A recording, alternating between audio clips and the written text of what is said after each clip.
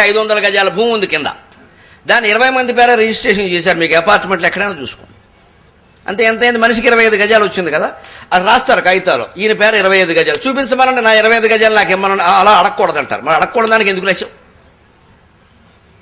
కింద ఉన్న 500 గజాలు పైన ఉన్న 20 మందికి సమానంగా కాగితాల్లో పనిచేశారు. కానీ వాస్తవంగా వాడు నా 25 గజాలు నాకు ఇమ్మంటే నువ్వు ఇస్తావా? ఇవ్వలేవు. ఇవ్వలేని దానికి ఎందుకు రాశావు అంటే ఇది ఉన్నట్ట 25 గజాలు లేనట్ట, కాగితాల మీద ఉన్నట్టు నిజంగా లేనట్టు, ప్రపంచం కూడా వ్యావహారికంగా ఉన్నట్టు పారమార్థికంగా లేనట్టు.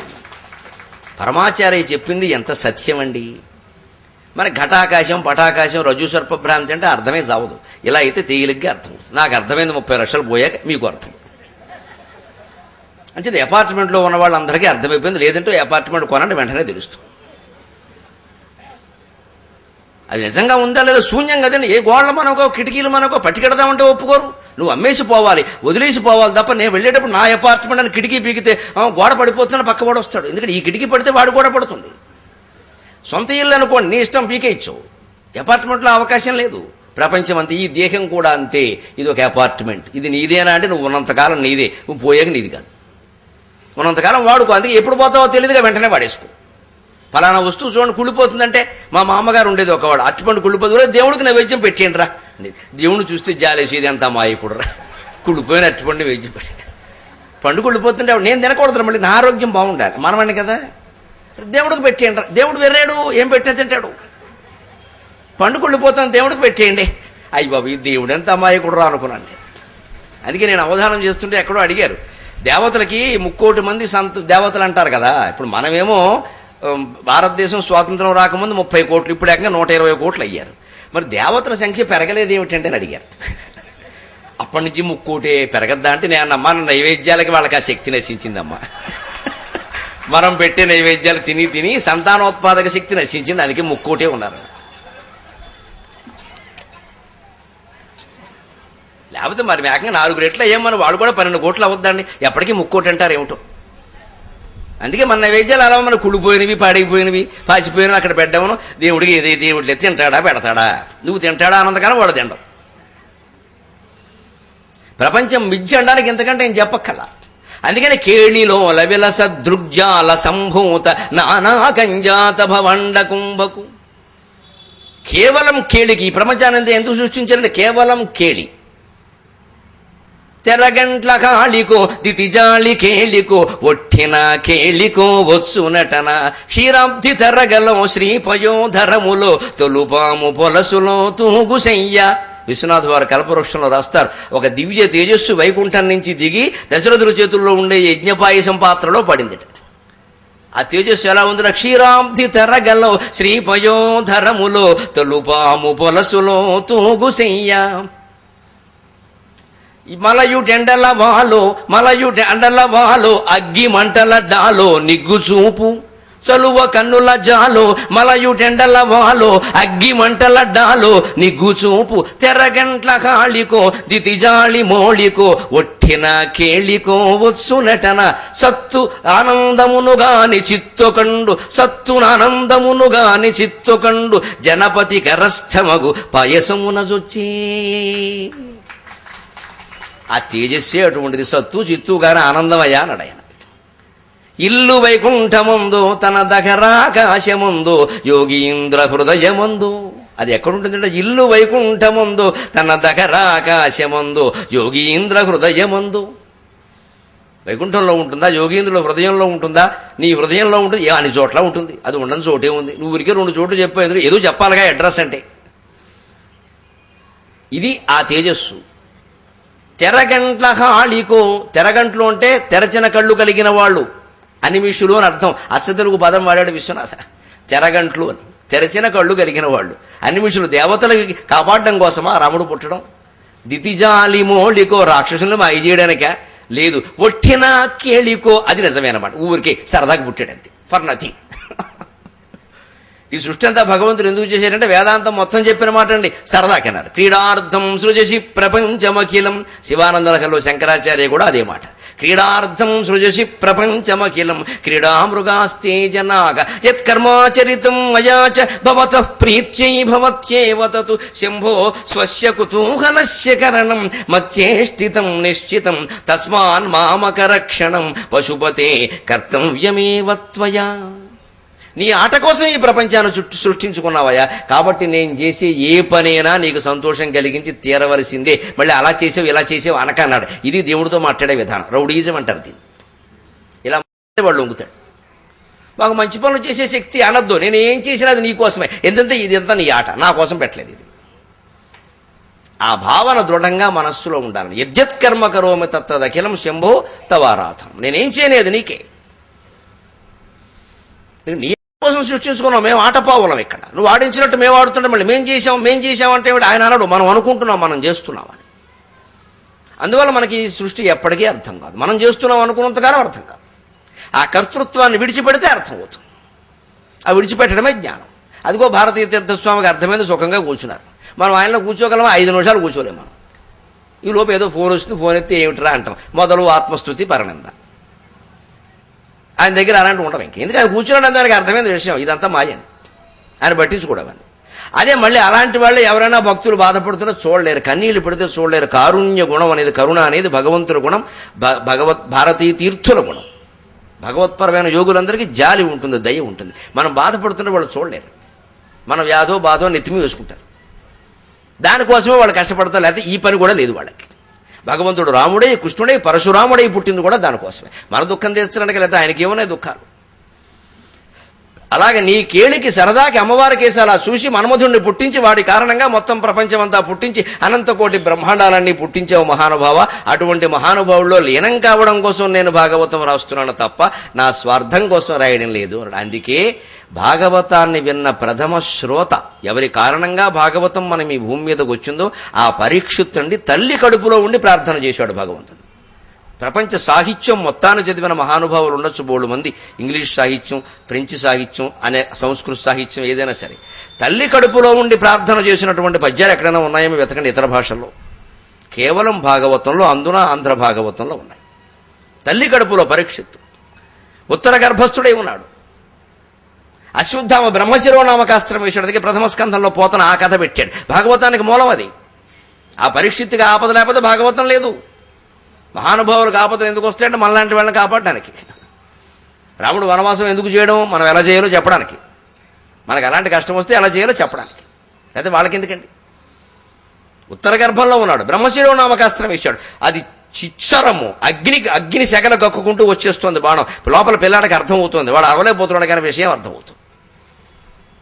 ఆ భావనతో ప్రార్థన చేశాట. ఆ తల్లి కడుపులో ఉన్న పిల్లాడి ప్రార్థనతో భాగవతం మొదలైంది. మూలం వాడు కాబట్టే భాగవత సారాంశం మొత్తం ప్రార్థన, భక్తి.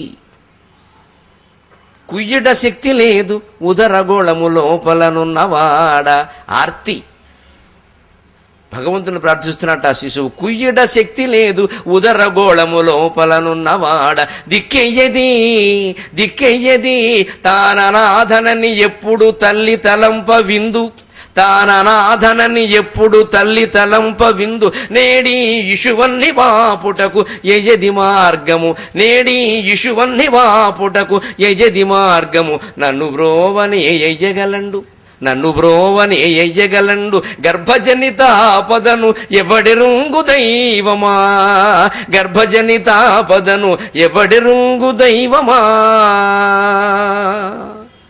ఎంత ఆర్తి అండి. ఇంత ఆర్తితో ప్రార్థన చేస్తే మీ ఇంట్లో ఉంటాడమ్మా దేవుడు. మనకు అసలు అంత ఆర్తి ఎక్కడ. అజీర్తి మనకి తినేసి తినదరక్క భజన చేద్దామా, 100 ఏళ్ళు చేసినా వాడు రాడు. కాలక్షేపానికి భజనలు చేస్తే అలాగా ఆర్తితో చేయాలి. ఆర్తో జిజ్ఞాసుడు అర్ధార్థి జ్ఞానీచ భరతర్షభ. ఆర్తితో పిలిస్తేనే వస్తా. జిజ్ఞాస, తెలుసుకోవాలి, జ్ఞానం పొందాలనే జిజ్ఞాసతో పిలిస్తే నేను వస్తా. నీకు కావలసిన పుస్తకం నేను అందిస్తా, నీ గురువుని ఇంటికి పంపిస్తా. ఎందుకంటే నీకు ఆ జిజ్ఞాస ఉంది. జ్ఞాతుమిచ్చా జిజ్ఞాస. అర్ధార్థి పోని ఏదో ప్రయోజనం కోసం నన్ను ఆశ్రయించిన నేను నిన్ను కాపాడతా. ఆ ప్రయోజనం తీరిస్తే నా దారిలోకి వస్తావు కదా. చిన్నపిల్లాడికి చాక్లెట్ ఇస్తే కానీ మనం కూడా రాడు. మనం అలాగే ఉంటాం. కొంతమంది పెళ్ళిళ్ళను చదువులను ఏదో అంటాం, పోని అదేదో తీరుస్తా కొన్ని కోరికలు. ఎందుకని అప్పుడు నన్ను నమ్ముతావు కదా. లేకపోతే ఇన్ని లక్షల మంది ఎందుకు అడుగుతున్నారండి తిరుపతి, అక్కడ ఏం లేకపోతే వాళ్ళ కోరికలు తీరుతున్నాయి, వాళ్ళ భయాలు తొలగుతున్నాయి కాబట్టే వెళుతున్నారు. వెళ్ళమని ఎవరన్నా చెప్పారా? ఏదైనా పిలిచారా? వద్దని చెబుతున్నారు పైగా. కానీ వాళ్ళకి ఏదో జరుగుతుంది కదా, అదే అర్ధార్థి. తిరుపతి వెళ్ళే వాళ్ళలో ఆర్తులు తక్కువ, జిజ్ఞాసులు తక్కువ, అర్ధార్థులు ఎక్కువ. ఏవో ప్రయోజనాలు ఉన్నాయి వాళ్ళకి, అనారోగ్యాలు, బాధలు, పెళ్లిళ్ళు, ఉద్యోగాలు, కోరికలు ఏవో కోరుకున్నారు పాపం. వాళ్ళకి అంతకంటే జ్ఞానం లేదు. ఆ కోరిక తీర్చాడు ఆయన. వెంకటేశ్వర స్వామి 7 కొండల వాడు ఉన్నాడమ్మా మనకి. ఇప్పుడు ఆ నమ్మకం అతని జీవితం మొత్తం నడిపిస్తుంది లేదా? అర్ధార్థి. సరే, జ్ఞానీచ, అదిగో భారతీయ తీర్థస్వామి జ్ఞాని అయినవాడు. తేషాం జ్ఞాని నిత్యయుక్త. నలుగురిని నేను ప్రేమిస్తాను, కానీ అందులో నాకు జ్ఞాని అంటే ఎక్కువ ఇష్టం అన్నాడు. దశరథుడికి 9 కుమారులు, కానీ రాముని యందు దొడ్డ ప్రేమ, అంతేది. నలుగురు సమానమే, కానీ రాముడు అంటే కొంచెం ఎక్కువ ఇష్టం. మనం అంతా సమానమే భగవంతుడు, కానీ ఆయన అంటే కొంచెం ఎక్కువ ఇష్టం. ఎందుకంటే ఆయన జ్ఞాని. ఆయన ఏం కోరరు, ఆయన ఏం ఆందోళన చెందరు. ఆ స్థితికి మనం ఎదగాలి. అర్థంతో ప్రారంభించవచ్చు, ఆర్తితో ప్రారంభించవచ్చు, జిజ్ఞాసువుగా ఉండొచ్చు, చివరికి జ్ఞాని స్థాయికి ఎదగాలి. ఇలా మిగిలిపోకూడదు. ఇది ఆర్తి. కుయ్యడ శక్తి లేదు, అరవడానికి కూడా నోరు లేదయ్యా. నోరు ఎక్కడుంటుందండి? ఆ ప్రార్థన అర్థం చేసుకుని వ్యాసుడు చెప్పాడు, దాన్ని తెలుగులో పోతను చెప్పాడు, కానీ ఆ శిశువు ఏం మాట్లాడతాడు? కానీ భావమేగా. ఉదరగోళము లోపలనున్నవాడ. పోనీ బయట ఏమైనా బజార్లో ఉంటే గట్టిగా ఏడిస్తే ఎందుకు ఏడుస్తున్నావు 9 వస్తారు. అదే బాలానం రోదనం బాలమన్నారు సరదాకి. పిల్లాడు ఎప్పుడైనా తప్పిపోతే వాడు ఏడిచేయడానికి 9 వస్తారు. వెంటనే ముద్దు దగ్గర మైకెడతారు. నేను ఫలానా, మా నాన్న ఫలానా, మా అమ్మ ఫలానా అంటే తీసుకెళ్ళి అక్కడ అప్పగిస్తారు. తప్పు అయినప్పుడు ఏడవాలి. అందుకే ఒకటి తప్పిపోయేట. వాడి దగ్గరికి వాళ్ళు వచ్చారు వెంటనే. ఆ జాతరలో తప్పిపోయాడు పాపం. వాడు ఉన్నాడు, తెలివైన వాడు. తప్పిపోయినా కూడా వాడు వాడు తెలివితేటలు వాడుకుంటాడు. అందుకని వీళ్ళు వచ్చి అడిగారు, ఏమయ్యా నువ్వు తప్పు, నేను తప్పుకోలేదు, మా అమ్మ నాన్న తప్పిపోయారు, ఎక్కడున్నా సరే నా దగ్గరికి రమ్మన్నాను అన్నట్ట. వాడు తెలివితేటలేదు. వాడు కింద పడ్డా నాదే పై చేయి అంటాడు. అందుకని నేను తప్పిపోలా, మా అమ్మ నాన్న తప్పిపోయారు, మైక్లో చెప్పండి నా దగ్గర రమ్మని, ఇక్కడ ఉంటానని చెప్పండి అంటే వీడు సరదా కూర్చున్నాడు అనమాట. ఇక్కడ ఏదో ఒక దారి తెలియట్లే. అంత తెలివి ఉంటుంది ఒక్కొక్కడికి. ఇలాంటి వాడికి దేవుడు కనపడ్డావు. నువ్వు ఒప్పుకోవాలి నిజాయితీగా. ఈయన ఒప్పుకున్నాడు. కుయ్యడ శక్తి లేదు, ఉదరగోళము లోపలనున్నవాడ. నా చుట్టూ ఏమిటో కడుపు అనే గోళం ఉంది, మా అమ్మ గర్భం. నేను బయటికి వెళ్ళలేను. ఆ బయట ఏం జరుగుతుందో నాకు తెలియదు, లోపల ఏం జరుగుతుందో మా అమ్మకు తెలియదు. దిక్కు ఇజేది ఎవరు? నాకు దిక్కు. పైగా తల్లిని ఎలా కాస్త కాళ్ళతో తన్ని, వేళ్లతో తన్ని ఏదో చేసి లోపల హడావుడి చేద్దామంటే తాననాథనని ఎప్పుడు తల్లి తలంప విందు. ఈ పరీక్షిత్తు కడుపులో పడ్డాడు, అభిమన్యుడు పోయాడు. ఆవిడే 3 సార్లు పక్క వాళ్ళ దగ్గర ఏమిటో వాళ్ళు నాన్నలేడు. ఎవరైనా ఇంటికి వచ్చి పలకరిస్తారు కదా, మొలయమ్మ ఎన్నో నెలమ్మ అంటే ఎన్నో నెల అయితే అసలు వాడు పోయాక ఆవిడ బాధ ఆవిడది. మరి వీడు పుడితే వీడికి ఎవరు దిక్కు? ఈ మాటలన్నీ అంటోంది. అవి శిశువుకు అర్థం అవుతున్నాయి. శిశువుకు అర్థం కాని భాష లేదు, భావం వెళ్ళిపోతుందండి, భాష వెళ్ళదు. కానీ భావం అర్థం కావడానికి భాష కల. అందుకని మా అమ్మే అనాథ అంటోంది, నేను మా అమ్మకేం చెప్పను? నేడి ఇషువన్ని వాపుటకు యజది మార్గము. ఇషువన్ని అంటే బాణ, అగ్ని. ఇషు అంటే బాణం, వన్ని అంటే అగ్ని. దాన్ని వహిని అనేకూడదు, వన్ని అని పలక. మధ్యాహ్నము అలాగే వన్ని అని పలకాలి, వహిని అనకూడదు. ఇషువన్ని వాపుటకు యజది మార్గము. ఈ బాణాగ్ని పోగొట్టడానికి మార్గం ఏం లేదా? నన్ను బ్రోవనే ఎయ్యగలండు. నన్ను కాపాడడానికి ఎవడన్నా ఓ మనిషి ఉన్నాడు అసలు ఈ ప్రపంచంలో అని? ఎవడు కాపాడుతాడు నా పిచ్చిగాని? గర్భజనితాపదనెవడెరుంగు దైవమా. ఓ బజార్లో ఉండరిస్తే ఎవరికైనా వినపడుతుంది, వంటింట్లో ఉండరిచిన ఎవరికైనా వినపడుతుంది. నన్ను బయటపడేవయ్యా కనీసం. లోపల నేను ఏడుస్తున్నాననే విషయం మా అమ్మకు కూడా తెలియదు. నన్ను నువ్వు తప్ప ఎవడు కాపాడతాడు? అన్యదా శరణం నాస్తిత్వమేవ శరణం మమ తస్మాత్ కారుణ్య భావేన రక్ష మహేశ్వర. అది భావం అన్నమాట. ఇప్పుడు మళ్ళీ చూడండి ఆ శిశువు అనుమానాలు. రాడాజూడ, ఎంత అందమైన పద్యాలు రాస్తాడు పోతన గారు. రాడాజూడ సమస్త భూతములలో రాజిల్లు వాడిచ్చటం లేడా. రాడాజూడ సమస్త భూతములలో రాజిల్లు వాడిచ్చటం లేడా. పారుని చిచ్చరం ముదలగన్ లీలాగతిన్ బ్రోచి నాగిడానేడ భయప్రదానం. పారుని చిచ్చరం ముదలగన్ లీలాగతిన్ బ్రోచి నాగిడానేడ భయప్రదానము. అతడూహింపన్ నతత్రాతముంగాడా. అతడూహింపన్ నతత్రాతముంగాడ. ఎందరిగావడు ఈ ఎడల మత్కర్మంబు తానెటిదో. భగవంతుని రక్షణ కోసం ప్రార్థిస్తూ కూడా మన మనస్సులో ఏ అనుమానాలు వస్తాయో అవన్నీ చెబుతున్నాడు ఇందులో. శంక వస్తాడు రాడు, ఇక్కడ లేడేమో మరి అన్ని చోట ఉంటాడు, నీ దగ్గర ఉండడు. నువ్వు ఉన్నావు కాబట్టి ఉండడు, అంతే. అనుమానం మనకుందా లేదా? అన్నీ చేస్తూనే ఉంటాం, పూజలు వ్రతాలు నోవులు అన్నీ చేస్తూ ఏదైనా ఫలితం చూస్తాం. అది అనుకున్న టైంకి జరగలేదనుకోండి, మన కర్మ బాగోలేనప్పుడు పూజలు కాపాడతాయి. మరి ఎందుకు చేసావు పని లేక డబ్బులు దండగా అంటే దాని మీద మనకు నమ్మకం లేదు. అవుతుంది అన్న నమ్మకంతో చేయాలి తప్ప అవుతుందో లేదో అని పరీక్ష చేయడానికి ప్రయోగశాల కాదండి. అది జీవితం యోగశాల, యాగశాల, ప్రయోగశాల కాదు. ఎక్స్పెరిమెంట్స్ చేయక అది నమ్మి చెయ్యి. యాగం అంటే నమ్మాలి, యోగం అంటే నమ్మాలి. ప్రయోగానికి నమ్మేది ఏమిటి? ఏదో బేకర్లో నీళ్లు పోసి చివరికి కెమిస్ట్రీ మాస్టర్ మొహమ్మద్ బొత్తారు అవన్నీ పెట్టుకెళ్ళి 104 డిగ్రీలు వేడి చేసి అదేదో తేలిందంటాడు. అక్కడ ఎలకల మీద కుక్కల మీద ప్రయోగాలు చేసి దీనివల్ల తేలిందంటాడు. ఈ మనుషుల మీద జరుగుతుందో జరగదు. ఈ ప్రయోగాలన్నీ మనం నమ్మేస్తాం పేపర్లో రాగానే. భగవంతుడి గురించిన ప్రయోగాలు మనం నమ్మం. భగవంతుడు ప్రయోగశాలలో ఉండడు, యోగశాలలో ఉంటాడు, యాగశాలలో ఉంటాడు. నువ్వు ప్రయోగాలు చేయొద్దు ఆయనతో, నమ్మంతే. కానీ శిశువు కదా, మనం పెద్దవాళ్ళం, మనకే నమ్మకం లేదు, ఆయనకే ఉంటుంది. రాడా చూడా, రాడేమిటి నన్ను చూడేమిటి అని సమస్త భూతములలో రాజిల్లు వాడి చటం లేడా. అన్ని జీవుల్లో ఉండేవాడు ఇక్కడ ఉండడా? అంతటా ఉన్నాడని చెప్తున్నారు కదా. సర్వాంతర్యామి అంటే మా అమ్మ కడుపు తప్ప అని ఏమైనా బ్రాకెట్లో ఉందా? ఉండదుగా అలాగా అని. పారుని చిచ్చరమ్ము, ఆ భాష చూడండి. ఇదాక ఈషువన్య అన్నాడు, ఇప్పుడు చిచ్చరమ్ము. పోతన గారు చిచ్చు అమ్ము కలిపితే చిచ్చరమ్ము. చిచ్చు అంటే అగ్ని, అమ్ము అంటే బాణం. అగ్ని బాణం అనడానికి ఇందాక ఈషువన్య అన్నాడు, ఇప్పుడు చిచ్చరమ్ము. విద్యార్థులకి భాష నేర్పుతాడు పోతన. అదే పదం మళ్ళీ వాడచ్చు, కానీ కొత్త పదం తెలియద్దా? ఎంతసేపు అదొకటే. అందుకని చిచ్చరం ముదలగన్, ఈ అశ్వత్థామ వేసినటువంటి ఈ అగ్ని బాణాన్ని తొలగించడానికి, నన్ను కాపాడడానికి రాడా, నా కీడ అనేడ భయప్రదానము అని. వెంటనే ఏమో ఆయన ఇవ్వడేమో, ఊరికే పురాణాల్లో సరదాగా బ్రాహ్మణులు కూర్చొని రాసేసుకున్నారేమో అని మనకు అదేగా అనుమానం. మీరే రాసేసారు, మాకేం పని లేదు ఇక్కడ రాసుకుందాం. అన్ని కూర్చొని రాసేసారు. ఎవరు రాశారండి? ఒకటి రాసిన వాడు ఎవడో బ్రాహ్మణుడు లేడు. వ్యాసుడు ఎవరు? బీసీడీ బెస్తవాళ్ళు ఆయన. వాల్మీకి ఎస్టీ. ఇందులో బ్రాహ్మణులు నెత్తి మీద పెట్టుకుని మోస్తున్నారు. మన దృష్టిలో వాడు దుర్మార్గం. ఎందుకంటే నెత్తి మీద పెట్టుకుని మోయడమే వాడు చేసిన పాపం. అందరూ వాళ్ళని తిట్టేవాళ్ళే. వారు రాసేసారండి పురాణాలు లేవండి. ఏం లేవు, ఏమున్నాయి నువ్వు చూసావా? లేనిది ఎందుకు రాస్తారు వాడు? మన గ్రంథం చూడడం, గ్రంథం చదవం, దాని మీద విమర్శలు, వ్యాసాలు, టీవీలో చర్చలు, అడ్డమైన వాడు మాట్లాడటమే. ఒక్క శ్లోకం తెలియదు, సంస్కృతంలో విభక్తి తెలియదు. ఈ అనుమానాలు ఇలాగే ఉంటాయి.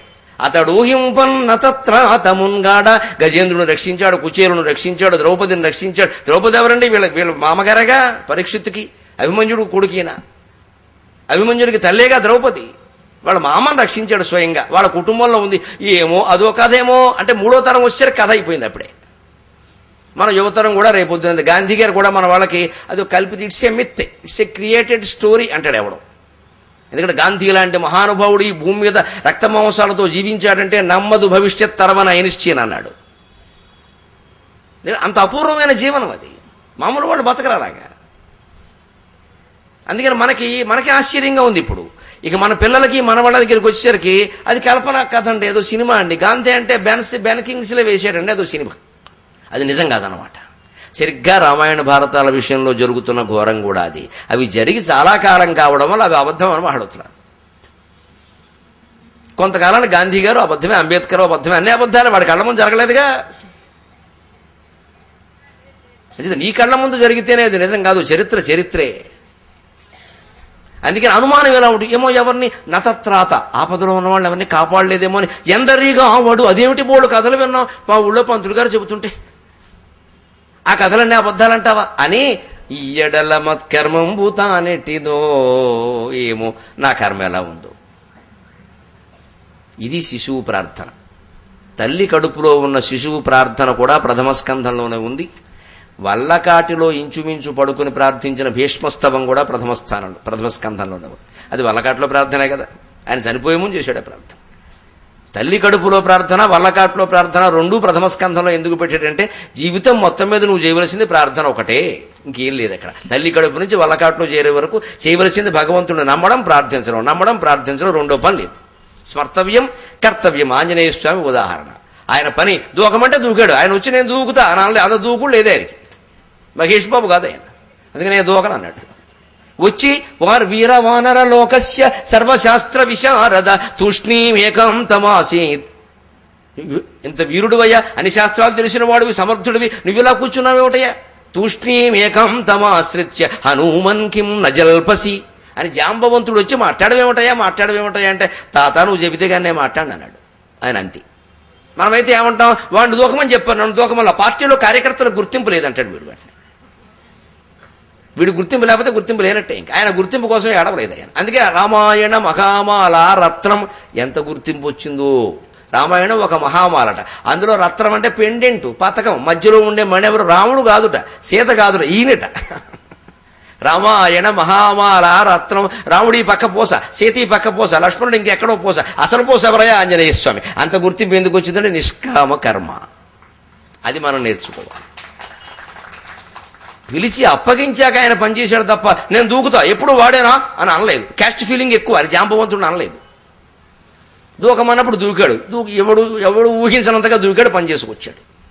సమర్థుడైన వాడు అలాగే ఉంటాడు, మాటలు చెప్పాడు. మళ్ళీ దూకొచ్చాడు, సీతను చూసి వచ్చాడు. పోనీ ముందొచ్చి నేనే చూశా అని చెప్పొచ్చు కదా. ఈ వానరులు అందరూ వెళ్ళి రాముడు మెళ్ళ మీద ఎక్కేసి నేను చూశా. వీళ్ళు ఎవరో చూడాలి, అసలు గట్టు దగ్గర కూర్చుని ఇడ్లీలు తింటూ కూర్చున్నారు వీళ్ళు. ఒక్కడ వెళ్ళలేదు లంకకి. వెళ్ళిన పెద్ద మనిషి ఆయన మళ్ళీ బండ మీద కూర్చొని రామ్ రామ్ రామ్ రామ్ అని మాట్లాడలేదండి. వీళ్ళు వెళ్ళిపోయి రాముడికి నేను చూశా. రాముడు నవ్వాడు. ఎవరు చూశారో నాకు తెలుసులే, మీరు తప్పుకోండి అన్నాడు. అసలు చూసిన వాడేమో వీళ్ళు కూర్చుంటాడు ఆ బండ మీద. ఈ ముందు వాళ్ళందరూ వెళ్ళిపోతారు. అన్ని చోట్ల జరుగుతున్నది అదే, రాజకీయం సహా. అసలు కష్టపడేవాడు ఎప్పుడు వెనకాల ఉంటాడు, ముందు వచ్చి పూజ కొట్టేస్తుంటాడు. ఫోటో రాగానే బయటకు వచ్చేస్తారు. అప్పుడు ముందు అలా మొహం ఎట్టేసి ఫోటోలో పడాలి. అసలు కష్టపడి పనిచేసిన వాడు చెమట తుడుచుకుంటూ వాడు ఎక్కడో పక్కన ఉంటాడు. గుర్తింపు వస్తుంది, నువ్వు శ్రమ పడితే వస్తుంది. స్వామికి రాలేదా? రామాయణంలో ప్రధాన పాత్ర ఎవరండి? హనుమంతుడే. ఇంకెవరున్నారు? ఇక మధ్యలో ఎప్పుడో సుందరకాండలో తప్పితే రాడాయన. సార్ కిష్కింధకాండ వరకు హనుమంతుడు లేనే 3 కాండాలు లేడాయన. సగంలో వచ్చాడు. అయినా మరి రామాయణం అంతా నిండిపోయాడే. జీవితంలో 2 పనులు గుర్తుపెట్టుకున్న హనుమద్ ఆలయం దగ్గర కూర్చుని చెబుతున్న స్పర్తవ్యం కర్తవ్యం. నీ కర్తవ్యం ఏదో నువ్వు చేయి. మిగిలిన సమయం అంతా నమశివాయ నమశివాయ నమశివాయ స్మరించుకుంటూ కూర్చోవడమే. అనవసరంగా పనుల మీద వేసుకోవద్దు. అది అప్పుడే మనం మనశ్శాంతిగా సుఖంగా ఉంటాం. అందుకని ఇంత ప్రార్థన చేస్తూ కూడా మనస్సులో వెంటనే ఇలా వదిలేశాడు ఆయన జీవితాన్ని. అప్పుడు ఆ స్వామి నారాయణాస్త్రం ప్రయోగించి బ్రహ్మశిరోనామకాస్త్రం నుంచి కాపాడాడు శ్రీకృష్ణుడు. శిశువు యొక్క ప్రార్థన. అంటే తల్లి కడుపులో పడింది మొదలు వల్లకాట్లో పడే వరకు చేయవలసింది ప్రార్థన, ఉండవలసింది నమ్మకం. అది భాగవత సందేశం, భాగవత మహత్యం. అది మనం గ్రహిస్తే మనం దాన్ని ఆచరిస్తూ ఉంటాం. అటువంటి పరీక్షిత్తు ఎదిగాడు. ఇంత జ్ఞానం ఉన్నవాడు చూడు, మళ్ళీ గోతులో పడతాడు. మనస్సిది భక్తి అనే దారాలు చుట్టకపోతే అంతే. ఎదిగాడు, రాజు అయ్యాడు, వేటకెళ్ళాడు. శమీకుడు అనే ఋషి తపస్సు చేసుకుంటున్నాడు. ఆయన మౌన దీక్షలో ఉన్నాడు. మౌనంగా ఉన్నవాడు మాట్లాడు. ఈయన వెళ్ళి మంచినీళ్ళు అడిగాడు. మౌనంగా ఉన్నవాడు మంచినీళ్ళు అడగడం ఏంటి? పోనీ తెలియదు అడిగావు. ఆయన మాట్లాడలా. ఆయన తపస్సులో ఉన్నాడు. అహంకారం వెంటనే రాజు కదా అడ్డం వచ్చింది. అక్కడ చూశాడు. నేను పిలిస్తే పలకవా, నా రాజ్యం, నీ ఆశ్రమం, నీకు నేను ఫీజు రీఎంబర్స్మెంట్ ఇచ్చా ఏదో అన్నాడు. అక్కడ రాజు ఇస్తాడుగా ఏదో ఒకటి వరాలు, నీకు నెలకు 200 పింఛన్ ఇచ్చా అని. ఆయన కోపం వచ్చిందాడు. చుట్టూ చూశాడు. ఓ చచ్చిన పావుడు కనపడని తీసుకెళ్ళి ఆయన మెడలో పడిచాడు. ఒళ్ళు బలుపు అంటే అదే. నీకు మంచినీళ్ళు ఇవ్వకపోతే మెడలో పాము వేస్తావా? ఎంత మహారాజు అయితే మాత్రం. రాజకీయం అంత దుర్మార్గంగా ఉంటుంది, మహా కొవ్వుగా ఉంటుందండి మనుషులకి. ఓ దెబ్బ తగిలితే కానీ తెలియదు. అందుకని మహర్షి తపస్సు చేసుకుంటూ మౌన దీక్షలో ఆయన ఉంటే కళ్ళు కూడా తెరవకుండా చచ్చిన భావం తీసుకెళ్లి వింటి కొమ్ముతో పట్టుకొచ్చి ఆయన మెడలో వేశారండి. కోరు తెచ్చుకోవడం కాదు చావుని. ఆయన ఊరుకున్నాడు. పెద్దవాళ్ళు కదా, వృద్ధతరం. కాసేపటికి ఆయన కొడుకు వచ్చాడు, శృంగి వాడి పేరు. వాడు యూత్ కాంగ్రెస్ యంగ్ టర్క్. వాడెందుకు ఊరుకుంటాడు? వచ్చాడు. నా నీ మెడలో ఈ పాము ఎవరేసా, నీకు ఎందుకురా గొడవంతా? కుదరదు. వేసిన వాడు ఎవడో 7 రోజుల్లో చచ్చిపోతాడు అన్నాడు. మరి పెద్దవాడు ఊరుకున్నా యువకులు ఊరుకోరు కదండి. వాడు ఉడుకు రక్తం. వాడు శాపం పెట్టేశాడు. వాడు తపస్వి, తక్కువడేం కాదు, పెట్టేశాడు అంతే. అక్కడికి అన్నాడు, మనం బ్రాహ్మణులు రా, మనకంత కోపం ఉండకూడదు. ఊరుకోండి, బ్రాహ్మణులు అందరూ ఎలా ఉండబట్టే పాములు తీసుకొని మనం వెళ్ళ వేస్తున్నారు. ఇప్పుడు జరుగుతున్నది అదే. ఊరుకోబట్టే ఎలా చెబుతున్నారండి, కాకపోతే ఎలాగా? మీరు ఇలా ఊరుకోబట్టే అందరూ లోకమైపోయాం. బయటికి వెళ్తే అందరూ తిడుతున్నారు కూడా. అందుకని వాడు 7 రోజుల్లో పోతాడు. ఆ తండ్రి ఎంత మంచివాడు. శపిస్తే శపించో వాడికి వెంటనే సెల్ ఫోన్ మెసేజ్ పంపమన్నాడు, ఒక SMS. మరి పంపబో తిరిగారు కదా విషయం, పంపించారు. అప్పుడు చూడండి, మళ్ళీ సరిగ్గా జ్ఞానంలో ఉండడం, పక్కకి వెళ్ళడం, మళ్ళీ జ్ఞానంలోకి రావడం, ఇవన్నీ ఈ తరంగాలమ్మా. ఇవన్నీ మనం ఇలాగే ఉంటాం. పరీక్షిస్తే మనకంటే గొప్పవాడు కాదు, మనకంటే తక్కువవాడు కాదు, మనలాంటి వాడే. కడుపులో ఉండేంత ప్రార్థన చేసిన మహానుభావుడు బయటపడగానే భగవంతుడు మర్చిపోయి మహర్షి మెడలో పాము వేసే స్థితికి వచ్చాడు. పోనీ అజ్ఞానం అనుకుందాం, అహంకారం అనుకుందాం అంటే శపించారని తెలిసాక నువ్వు నన్ను శపిస్తావా, ఎవరక్కడ ఈ బ్రాహ్మణుని ఉరిదీయండి అనొచ్చగా అనలేదు. నాకు అర్థమైంది నేను చేసిన తప్పు, నేను వెళ్ళిపోతాను 7 రోజుల్లో ఖాయం అని సహనంగా ఒప్పుకుని క్షమాపణ కోరి ప్రాయోపవేశ దీక్షలో కూర్చున్నాడు. దీన్ని ఏమనాలి ఈ సంస్కారాన్ని? ఇదంతా గోతుల్లో పడ్డం లేవడం, జీవితం తరంగాలు లాంటిది. మనం ఎన్నోసార్లు ఇలాంటివి మన జీవితాల్లో జరుగుంటే ఆలోచించుకోం. ఏదో జ్ఞానంతో ప్రవర్తిస్తాం, మళ్ళీ అజ్ఞానంలో పడతాం, మళ్ళీ ఏమిటో అనుకుంటాం, మళ్ళీ జ్ఞానంలో ఉంటాం, మళ్ళీ అజ్ఞానంలో పడతాం. అందుకే మనసును గమనించి క్షణం ఉనన్, ప్రతి క్షణము దృష్టి మనస్సు మీద పెడితే దాన్ని ఎలా ఉంచాలో తెలుస్తుంది. అందుకే నేను ప్రాయోపవేశ దీక్షలో ఉన్నాడు. అప్పుడు నారద మహర్షి వచ్చాడు. రావలసిన చోటకు వస్తాడు ఆయన మహానుభావుడు. అందుకని ఏమయ్యా ఎలా కూర్చున్నావు, ఇది విషయం, నేను 7 రోజుల్లో చనిపోతాను, పాము గరుస్తుంది ఖచ్చితంగాను అన్నాడు. మంచిది, నీ ఆలోచన నాకు నచ్చింది, ముందు చావుకు సిద్ధపడ్డావు. అనవసరంగా పాములందరినీ చంపేద్దాం, అది వీళ్ళ అబ్బాయి చేస్తాడు, ఆలోచన ఏం చేయలేదు. వాడు ఉంటాడు, తర్వాత వస్తాడు వాడు. భారతంలో భాగవతం అంతా హిందీను, భారతం అంతా వాడిది, జనమేజయుడని. వాళ్ళ నాన్న పాము గరిచింది, అందుకని దేశంలో పాములన్నీ చంపేసేట. ఇప్పటికీ ఉన్నారు అలాంటి గ్యాంగ్. ఎవరైనా మనకి ద్రోహం చేస్తే వాడి గురించి మాట్లాడారు, వాడి కులం గురించి మాట్లాడకూడదు. మనం ఆ కులం వాళ్ళందరూ అంతే, తప్పుడు మాట అది. వాడు ఒక్కడే అలాంటి వాడు, ఆ కులం చాలా మంచిది. ఒక పురుషుడు ద్రోహం చేసినా, ఒక స్త్రీ ద్రోహం చేస్తే ఆ స్త్రీ నన్ను మొత్తం ఆడవాళ్ళందరినీ అంటే ఎలాగా? మొత్తం ఆడవాళ్ళందరూ అలా ఉన్నారా? మనకి మానవ బలహీనత ఇలా అంటాం వెంటనే. మనం ఆ ఊరు వాళ్ళందరూ అంతే, ఆ ప్రాంతం అంతే, ఆ ఏరియా అంతే, ఆ కులం అంతే, ఇవన్నీ చాలా తేలిక మాటలు. ఇవన్నీ ఉంటాయి. అందుకని పరీక్షిత్తు జ్ఞాని, ఆయన ఎవరిని అనలేదు, అలా కూర్చున్నాడు. ఎలాగూ పోవడం ఖాయమండి. 7 రోజులు కాదు, 77 ఏళ్ళు, 777 ఏళ్ళు బతికినా మనిషి పోతాడు. కాబట్టి మానవ జీవిత లక్ష్యం ఏమిటో చెప్పండి నారద మహర్షి అంటే, ముక్తి పొందడమేనయ్యా, ఇంకో మాట లేదన్నాడు. అది పొందడానికి నేను ఏం చేయాలో చెప్పండి అన్నాడు. భాగవతం వ్యాస మహర్షి రచించి నీకోసమే సిద్ధంగా ఉంచాడు. వాళ్ళ కుమారుడు సుఖ మహర్షి ఎక్కడ ఆగడు, గోదోహన కాలం మాత్రమే ఉంటాడు. ఆయన అడిగి సమస్త సందేహాలు తీర్చుకో, ఆయన చేత చెప్పించుకోన్నాడు. అంటే బయలుదేరాడు, పరిగెత్తుకు బయలుదేరాడు. ఆయన ఎక్కడికో వెళ్ళిపోతున్నాడు. వచ్చి కాళ్ళ మీద పడి, స్వామి 7 రోజులు ఎక్కువ మిమ్మల్ని ఇబ్బంది పెట్టాను, నేను ప్రాణం పోతుంది, నేను రక్షించమని అడగట్లా, నా ప్రాణాలు నాకు వద్దు, అది నాకు వినిపించండి చాలు, భగవత్ కథలు వినాలనుంది నాకు, ఈ 7 రోజులు ప్రశాంతంగా గడపాలి నేను. ఆ మహర్షికి కరుణ కలిగింది. ఎందుకు కలిగిందంటే నిర్హేతుక జాయమాన కరుణా కటాక్షం అంటారు. ఏమీ కారణం లేకుండానే భగవంతుడికి, మహాయోగులకి మన మీద కరుణ కలుగుతుంది అంతే. కారణాలు ఏముండవు ప్రత్యేకంగా, వాళ్ళ మనస్సే అంత. అందుకే పర్వాలేదయ్యా రాజా, నేను వస్తున్నాను పద, వీడు అదృష్టం పండింది నిజంగా. ఎవడు బతకలేదు, ఎంతమంది చావలేదు, ఇలా చచ్చిన వాళ్ళు ఎవరండి? నిజంగా చెబుతున్నానండి, చూసిన సన్నివేశం మా అమ్మకు పట్టింది ఆ యోగం. నిజంగా మార్చి 6వ తేదీ పొద్దున్న బాగుంది, మధ్యాహ్నం బాగుంది, అన్నం తింది, సాయంత్రం కాఫీ తాగింది. షూటింగ్ వాళ్ళు ఎవరో వచ్చారు, టీవీలో వాళ్ళు 5 నిమిషాలు ఉగాది శుభాకాంక్షలు అంటూ, వాళ్ళను తిట్టింది, వీళ్ళకి పని ఏం లేదు, గొట్టాలు వేసుకు తయారవుతారు ఇంటికి, మా వాడిని అన్నం తిన్నబట్లా అంటాం. అంతా బాగానే ఉంది. నేను రాత్రి గౌతమికి ప్రయాణం, బాగానే ఉంది కదా అని ప్రయాణం. మొన్నాడు రాజమండ్రిలో భువన విజయం, పావు తక్కువ 6ంటికి కోడల స్నానానికి తీసుకెళ్ళింది. వెళ్ళేటప్పుడు బాగానే వెళ్ళింది, ఇంకా వేడి నాకు సరిపోలేదు, ఇంకాస్త మరగ్గాసం అంది. ఆ వేణీళ్ళన్నీ పోసుకుని వస్తుంటే ఏమిటో అడవలేకపోతున్నానే, వాడిని పిలింది. వాడిని పిలవమని ఎప్పుడు అందు స్నానం చేస్తుడు, పిలిచింది. ఆవిడకేదో అనుమానం వచ్చింది. నేను ఆ పక్క గదిలో బట్టలు మార్చుకుంటున్నామని నేను పరిగెత్తుకెళ్ళాను. నువ్వు నడిచే పని ఉందమ్మా, నేను చేతుల్లోకి తీసుకున్నా, చేతుల్లో వలిపోయిందండి. ఎంత ఆశ్చర్యం! పైగా ఆ వాలిపోతూ కూడా చదువు అందండి. నాకు అర్థమైంది వెంటనే. కరాభ్యాం చూడాలంకృత శశికళాభ్యాం నిజ తపఃఫలాభ్యాం భక్తేషు ప్రకటిత ఫలాభ్యాం భవతు మే శివాభ్యాం అస్తోక త్రిభువన శివాభ్యాం హృది పునర్భవాభ్యాం ఆనందస్ఫురదనుభవాభ్యాం నతిరియం శివశక్త్యాయుక్తో యది భవతి శక్తః ప్రభవితుం నచేదేవం దేవో నఖలు కుశల స్పందితుమపి అతస్త్వామారాధ్యాం హరిహర విరించాదిభిరపి ప్రణంతుం స్తోతుం వా కథమ కృత పుణ్య ప్రభవతి శ్రీవిద్యుత్కలితా జవ మహాజీమూత పాపాంబుధారా వేగంబున మన్మనోబ్జ సముదీర్ణత్వంబు గోల్పోయితిన్ దేవా నీ కరుణా శరత్సమయమెంతేజాలు చిద్భావనా సేవన్ తామరతం పరైమనియదన్ శ్రీకాళహస్తీశ్వరా. శివానంద లహరి ఓ 20 శ్లోకాలు, సౌందర్య లహరి ఓ 20, కాళహస్త్యతకం ఓ 20. నేను నిత్యం పారాయణ చేసుకునేవని నోటుకు వచ్చినవని పావు తక్కువ 6 నుంచి 6:30 వరకు నేను చదువుతూనే ఉన్నా. ఆవిడ ఒళ్ళో పడుకోబెట్టుకున్నా. ఏ ఒళ్ళో మనం పెరిగామో మన ఒళ్ళో ఆవిడ వెళ్ళిపోయిందంటే కొడుక్కి ఇంతకంటే ధన్యత ఏం కావాలి, తల్లికి ఇంతకంటే ధన్యత ఏం కావాలి. 91 ఏళ్ల వయస్సు. ఎప్పుడప్పుడు ఈ దుఃఖం అనుభవించవలసిందే. కానీ ఈ యోగం ఎంతమందికి పడుతుంది? నిత్యం రామాయణ పఠనం, నిత్యం భాగవత పఠనం.